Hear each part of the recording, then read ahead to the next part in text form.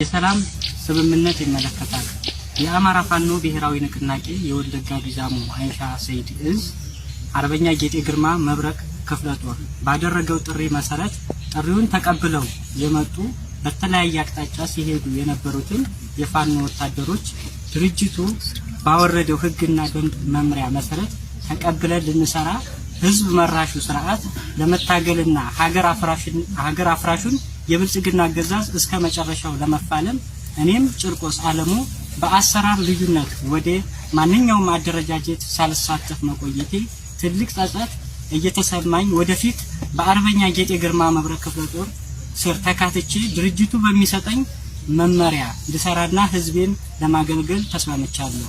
በአባልነትም ሆነ በአመራርነት ለመስራት በተሰጠኝ የሥራ ዘርፍ ለመስራት ዝግጁ ነኝ። ይህንንም ስል በፊርማዬ አረጋግጣለሁ። ሰኔ 17 ቀን 2018 ዓ.ም አፋብን ወለጋ ቢዛሞ አይሻ ሰይድ እዝ አርበኛ ጌጤ ግርማ መብረቅ ክፍለ ጦር